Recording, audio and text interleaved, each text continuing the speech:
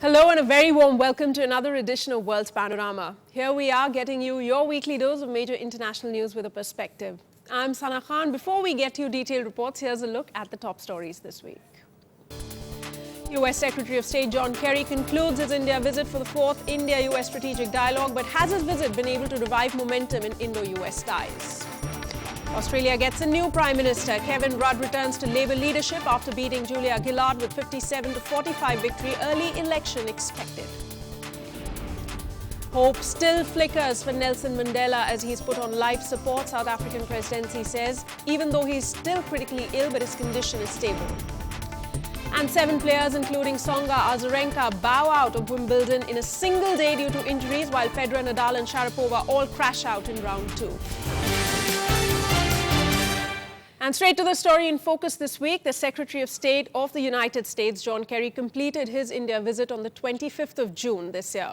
This was his first visit to India as the Secretary of State of America. During this visit, he had detailed discussions over topics such as strategic pillars of relationship between India and US, which included global issues, economic, security, technology, and political ones as well. Now, India and America agreed to set a timeline for operationalizing of the civil nuclear agreement as well. The dialogue reviewed several issues ranging from the status of the civil nuclear ties between the two countries through defense trade, to education and cultural exchanges through some 30 bilateral panels. Apart from economic, educational and security-related discussions, both Kerry and Salman Khurshid emphasized a renewed relationship between the two countries, something that Joe Biden's forthcoming trip is intended to symbolize. The Vice President's July visit to India will be the highest-level visit by an American politician to the South Asian country in the last 3 years. President Barack Obama last visited India in 2008. But this is just half the story. This week, we try and join the dots, look at some of the biggest takeaways from Kerry's India visit, what they mean for Indo-US ties, and what the region on the whole it means for that. Joining me to discuss this is Sriram S. Cholia, Dean of Jindal School of International Affairs. But before we discuss that, here's a report that I've compiled for you.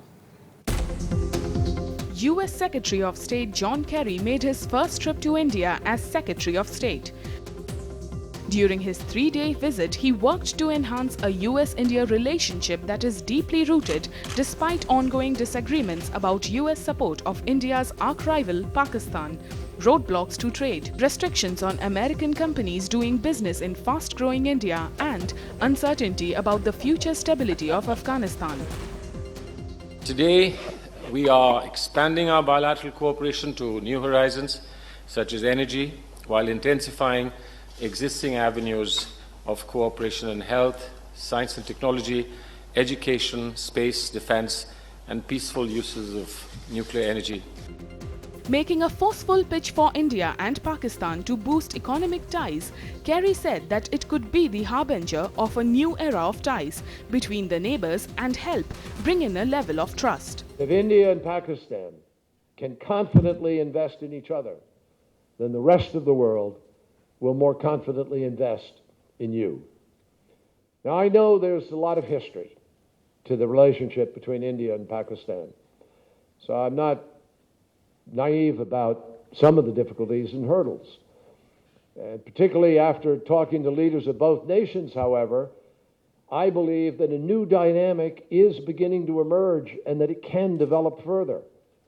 Prime Minister Sharif has stated clearly that his chief goal is his country's economic revival. At a time when India has been fuming over the US's talks offer to the Taliban, Kerry tried to allay New Delhi's apprehensions, saying there cannot be any compromise with the red lines. We are working very closely with President Karzai, as is entirely appropriate and really required, because we're talking about Afghanistan, and he is the president of Afghanistan. So this is an Afghan-led process. And it is an Afghan-led process that will only negotiate under certain conditions. Thus far, those conditions have not yet been met, so there is no negotiation at this point. India, which jockeys for influence with arch-rival Pakistan and Afghanistan, last week warned that any reconciliation should not confer legitimacy on insurgent groups. signaling America's keenness to host Prime Minister Manmohan Singh in September-October, John Kerry called for finalizing the commercial pact between the nuclear power companies of the two nations by September. Kerry also echoed his support to India's demand for a permanent seat in the UN Security Council. The United States continues to support India's full membership in these groups, as well as an expanded United Nations Security Council with India as a permanent member. Reaffirming their shared vision for peace and stability in Asia and in the Indian and Pacific Oceans, the two nations discussed the importance of maritime security, freedom of navigation, and the peaceful resolution of maritime disputes in accordance with the international law. US Vice President Joe Biden will be coming to India late July as a build-up to the PM's visit. All right, Mr. Cholia, if I had to start by asking you, John Kerry's visit, it appears he made all the right noises. He even, spoke a word or two in Hindi. He said India is his second home. What do you make of his visit? What are, according to you, the key takeaways? The key thing for me is that the Obama administration has started its second term with a greater degree of attention to India. There was a sense that India was one of the key puzzles in the global canvas that had somehow become neglected. So I think from the American point of view, I think they're trying to change that. So Kerry and then followed by Biden next month, I think it shows that they are starting off the second term with a greater deal of attention to India. And so that's the overall, I would say, the generic picture. Yeah. In terms of his visit and the concrete discussions and the outcome of it, I think we made some progress insofar as the economic dialogue goes. Although, the Americans are constrained by the domestic politics, where there is a immigration bill that's underway, and labor groups have been protesting, and it will affect the IT sector and so on. So, but on the whole, I think on the strategic side, there's been more of an exchange of views rather than some kind of agreement about maybe closing some of the differences. So in that sense, it's a mixed bag, but maybe we should not expect too much out of it, simply because the current global economic situation is such that neither side is going to give away too much because of domestic pressures. And the geostrategic environment is in flux, and neither elections side can... are scheduled next year. That's also going to be a factor, as to I think so, but to an extent we have reached a bipartisan, or multi-partisan situation with regards to the United States. All our key players, no matter which party is in power, believes in strengthening the relationship. But there is a lot in the sense of concrete, doables that have either fallen aside or are not proceeding as smoothly as they should be. And therefore, we need to pay attention to the details, be it the civil nuclear deal, be it co-production in the defense sector. That's another important thing. I think $9 billion is currently the defense trade, and that will need to be expanded, because that's where, if there's high technology transfer, India and the United States can do things that are of mutual benefit, that raise our capacities on both sides. Right. Now, having said that, India at this point appears to be focusing on the US pullout from Afghanistan and the consequences, whatever that might be. The US, on the other hand, wants to discuss trade, intellectual property, climate change. Do you think there's a huge gap in what these two nations want to achieve by talking to each other?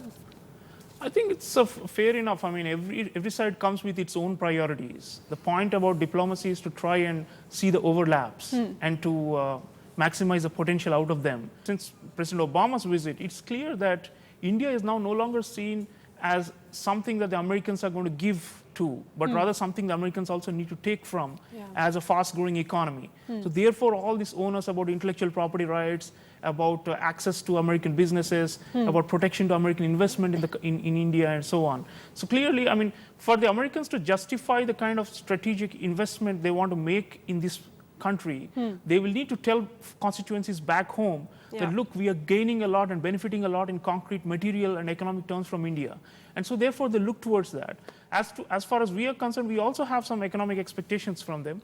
There's been a disappointment with the immigration, but nonetheless, overall, if we see trade and services trade is goods and services trade is now $100 billion, and it's expected to grow further. The mutual investment between two sides is like only $30 billion, and that's where I think the investment promotion treaties and such agreements can take it forward. Right. I also wanted to, touch upon the U.S. Snooping program that made major news in the past weeks, and we also discussed it on the show as well. Kerry tried to justify it. Did it, cut any ice, make any sense with the politicians back home?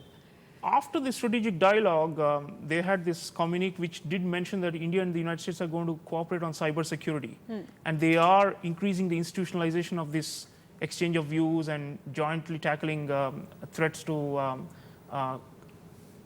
command and communication systems on both sides. Right. But it has not been raised publicly during Kerry's visit. But I hope it was conveyed because India was one of the 5th most tracked country in the PRISM program. And the fact that the Americans keep tabs not only on perceived foes but also on friendly countries as well as even allies, it should be a disturbing one, because we would not want to give away our autonomy in any way. We want to deal with countries like the United States or with China as equals, if not in material capabilities, at least in status and in terms of future projections. So it's important for us to not give up on these troublesome aspects of the American cyber snooping. Right. And lastly, I wanted to ask you, where is Indo-US strategic dialogue headed? Now, we have a very, very high-profile visit coming up in July. Joe Biden, the Vice President of America, is going to visit India. What is there in it for India to look forward to that visit? I think we need to study the major domestic priorities of the Obama administration and fine-tune our positions accordingly. Be it climate change, be it immigration, these are hot topics within America right now. And we would need to, again, send the message that they need to understand what's going on within our society, including the upcoming elections, as you mentioned. So I think if there is greater level of understanding of difficulties in making commitments at the international level and about carrying the promises to fruition, I think it will create a mature relationship. Right now, there's a lot of soundbite culture around these India-US dialogues, where people want something huge and something worth celebrating. But a normal relationship does not have big bangs all the time. We should try and normalize it to a point where it's it's a level of mutual understanding and sympathy, or let's say empathy for each other. I think once we develop that, the culture of empathy, mutual empathy, I think we'll be able to work as the two world's largest democracies, which have so much in common that the nitty-gritty creases here and there can in the long run be ironed out. All right. On that note, Mr. Cholia, thanks so much for joining me. This strategic dialogue inaugurated in 2009 is not very old, but we seem to be making good progress. Let's look forward to Joe Biden's visit and see what else America has to offer in India too in exchange. Thanks so much once again for joining me on the show. All right, let's continue tracking other top stories. Well-wishers are continuing to gather outside the hospital in Pretoria, where former President Nelson Mandela remains in critical condition. President Jacob Zuma, who cancelled a visit to Mozambique on Thursday to visit Mandela in the hospital, said that his condition had improved, but that he still remained critical.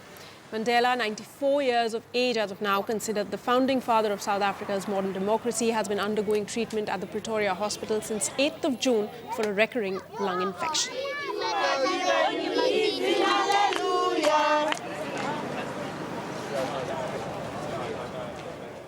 A very short break right now. I'll be back with more world news. Also, a look at the relief and rescue operations in flood-hit state of Uttarakhand back in India, where the death toll climbs up to over 800. Don't go anywhere. You're watching World Panorama. Now, Kabul and Washington reaffirmed on Wednesday that they seek peace with the Taliban despite attacks on a CIA base and the Afghan presidency, repairing a row over the Islamist office in Qatar. The US president appeared to have persuaded Hamid Karzai to renew peace efforts after the Afghan leader's furious response to the Taliban's Qatar office opening under the formal name of the movement's hardline 1996 to 2001 regime. US President Barack Obama and Afghan President Hamid Karzai have backed peace talks with the Taliban just hours after an attack on a CIA building in Kabul. The White House said in a statement the two leaders reiterated their support for an office in Doha for the purpose of negotiations between the High Peace Council and authorized representatives of the Taliban. They also reiterated their backing for a Taliban office in Doha. On Tuesday, Taliban militants attacked key buildings near Afghanistan's presidential palace and the US CIA headquarters in Kabul. A brazen assault that could derail attempts for peace talks to end 12 years of war. که از اثر مقاومت پیردارای محل دو سه نفر مهاجمینی که میباشه کشته میشه و از بین میره. فعلا در ساحه خیریتی است و کدام وضعیت و فیر و جنگ و درگیری جریان نداره.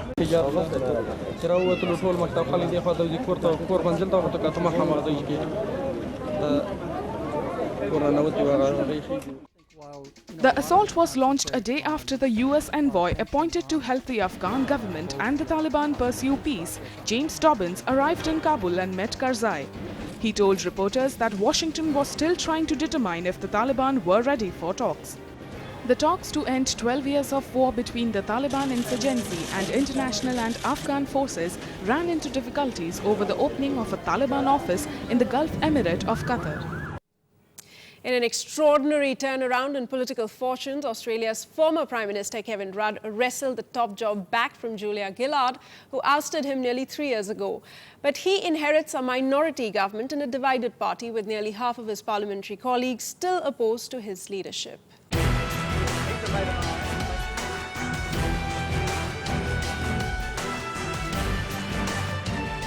I, Kevin Michael Rudd, do swear that I will well and truly serve the Commonwealth of Australia, her land and her people in the office of Prime Minister.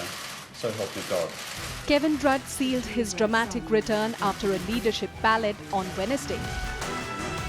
Julia Gillard, the country's first female premier, was deposed in a party room vote and announced her retirement from politics. Acknowledge her great work as a standard bearer for women in our country. Australia's first Deputy Prime Minister, Australia's first woman as Prime Minister. This is the third time in the last 3 years that a new Prime Minister has taken over in Australia. The leadership change comes ahead of the September 14th general elections, which surveys suggest the Labor is set to lose. Rudd is likely to test his support in Australia's hung parliament. He has commitments of support from the Greens and 3 independents, making it likely that he will be able to control a majority. The shift to Rudd came after a series of polls found Labor is facing electoral annihilation in September, losing up to 35 seats and handing a massive majority to the Conservative opposition. Well, a look at Globe Watch now. Other international news compiled for you in a quick wrap. Top European Union officials on Thursday hashed out a last-minute deal on a €960 billion budget for the bloc for the next 7 years. The agreement, which includes the first spending cuts in the bloc's history, still requires parliamentary approval. But it ends months of infighting over the package and hands the recession-hit 27-nation area a proper budget to finance everything from the infrastructure and farming subsidies to development aid and employment measures. Egyptian President Mohamed Morsi offered opponents a say in amending a controversial new constitution and a forum to seek national reconciliation. In a televised address, the Islamist head of state blamed loyalists of Hosni Mubarak for the paralysis that has marked his first year in the office. He also offered an olive branch to opponents that also seemed to address demands from the army. Silvio Berlusconi, Italy's flamboyant former premier, was sentenced to 7 years in prison and banned from politics for life on Monday for paying an underage prostitute for sex during infamous Banga Banga parties and forcing public officials to cover it up. It was the most damaging setback yet for the 76-year-old Berlusconi, who has been tried numerous times for his business dealings but never before for his personal conduct. Mass cremation of bodies of hundreds of people killed in floods and landslides in Uttarakhand was delayed as heavy rains hampered rescue operations. Rescuers battled rains to evacuate 1,000 more stranded people, including from Badrinath, but around 7,000 people, including 4,000 in the pilgrim town, of which 1,500 were locals, were still waiting to be rescued 10 days after the deluge. The death toll rose to 822, with 142 bodies being found, including 127 in Kedarnath, the epicenter of destruction, officials said. Fresh in a series of protests in Brazil, police clashed with demonstrators ahead of a football match between Spain and Italy in the city of Fortaleza. Some 5,000 people marched towards Castelao Stadium a few hours before the Confederations Cup match. Police clashed with a small group of hardcore protesters that hurled stones and tried to remove metal barriers set up to block access to the stadium. Some protesters set tires ablaze. Police said they arrested 84 people. At least 5 demonstrators and 3 police officers were injured in the confrontation. The US Supreme Court handed a significant victory to gay rights advocates by ruling that married gay men and women are eligible for federal benefits and paving the way for the same-sex marriage in California. The court, however, fell short of a landmark ruling endorsing a fundamental right for gay people to marry. The Supreme Court rulings come amid rapid progress for advocates of gay marriage in recent months and years in the United States and internationally. Opinion polls show a steady increase in US public support for gay marriage. A glance at all the sports news now that you might have missed through this week. Here's all the sports action. It was one of the most shocking days on Wednesday in Wimbledon history after defending champion Roger Federer crashed out of the championships after a second-round defeat. World number 2 Victoria Azarenka, number 3 Maria Sharapova and 9th seed Caroline Wozniacki too failed to go beyond the second round. Frenchman Jo-Wilfried Tsonga joined them by failing to reach the third round due to injury. These hard-to-believe results and a slew of injuries have prompted questions about the playing conditions. Several players indeed blame grass court being slippery for the defeats. Mark Webber stunned Formula One when he said on Thursday he's leaving the series after this season to race Porsche sports cars. Webber said at the British Grand Prix he signed a multi-year contract and will compete in Porsche's new LMP1 sports prototype at the Le Mans 24 Hours and in the World Endurance Championship next year. Since he began his Formula One career in 2002, Webber has achieved 36 podium places, 9 race victories and has started from pole position 11 times. Paris Saint-Germain new coach Laurent Blanc on Thursday did not take the bad of being a late pick for the French champions, but conceded that it had put a lot ahead of him with just a few days remaining before the first training session of the season. The former France coach was appointed on Tuesday to replace Carlo Ancelotti, who left for Real Madrid after leading the Qatari-backed club to their first domestic crown since 1994. Time now for all the very latest news from the world of movies and lifestyle. Here's our entertainment wrap.